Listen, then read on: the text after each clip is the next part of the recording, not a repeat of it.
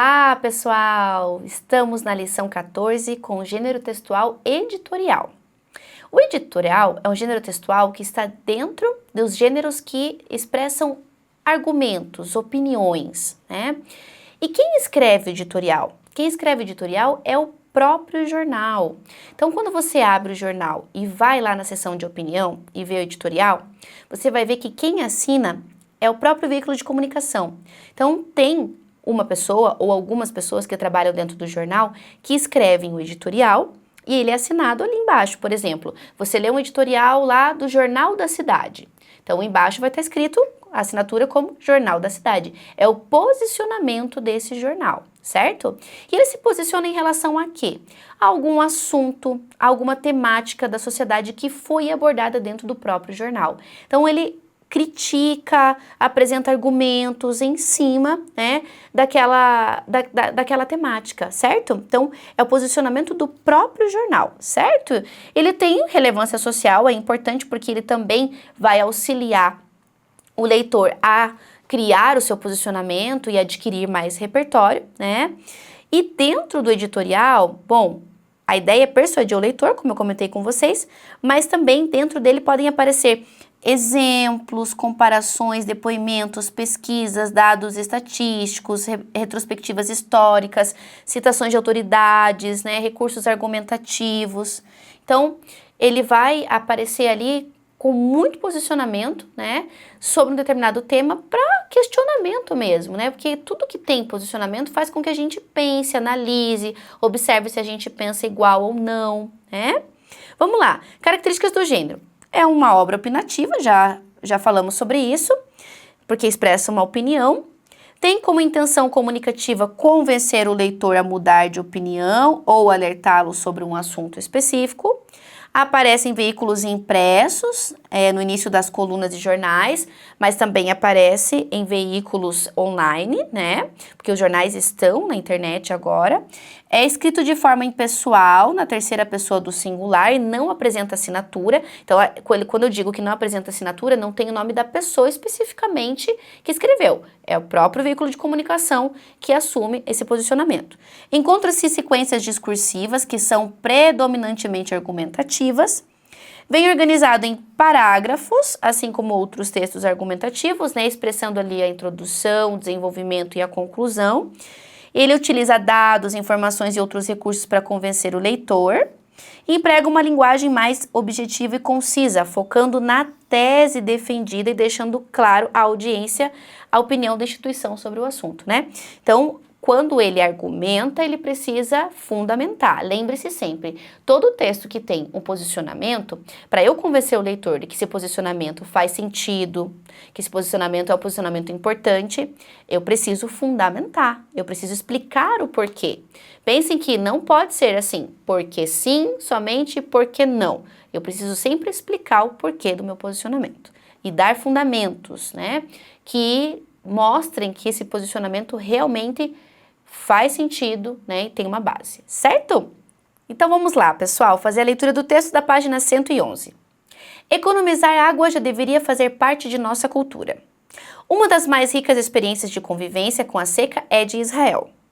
A divulgação pela Fundação Cearense de Meteorologia e Recursos Hídricos, FUNSEMI, do mais recente prognóstico para os próximos 3 meses em relação à possibilidade de chuvas no Ceará, apesar de indicar pequena melhora na comparação com os dados anteriores, não chega a causar otimismo no povo sertanejo que ainda aguarda um inverno bom para este ano.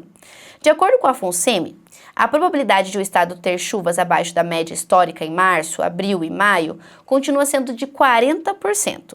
As pequenas alterações se deram nas categorias de chuvas em torno da média, subiu de 35% para 40%, e chuvas acima da média, caiu de 25% para 20%. Na verdade, segundo a avaliação dos técnicos, caso se confirme o novo prognóstico, o efeito mais imediato seria no surgimento de alimentação para o gado. Já quanto à viabilidade do armazenamento de água para consumo humano, o reflexo por conta desse quadro não seria tão grande.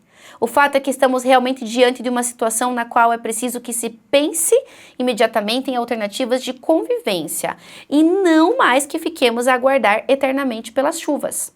Nesse sentido, mesmo que o governo do estado não tenha aventado a possibilidade de iniciar um racionamento, é preciso que a sociedade se conscientize da importância de poupar água. Eu vou ler até aqui, eu quero que você leia os 2 próximos parágrafos, tá? Mas até aqui a gente já percebeu que ele apresenta o assunto e também se posiciona. Nesse parágrafo especialmente, tem bastante posicionamento do autor, tá? Continuando aqui, eu quero que vocês façam comigo a questão número 1. Ela diz assim: a principal opinião defendida pelo editorial é a de que a economia de água tem sido muito discutida entre os especialistas antevendo problemas futuros em nosso planeta? Não, aqui esse não é o principal. Opa! Não é o principal assunto, tá? Até porque, veja bem, volta ali comigo, né? Economizar água já deveria fazer parte da nossa cultura, ok. Mas ele tá falando de especialistas, né? Ele diz assim, a economia de água tem sido muito discutida entre os especialistas. Não é esse o foco do texto, ele está trazendo outras ideias a mais.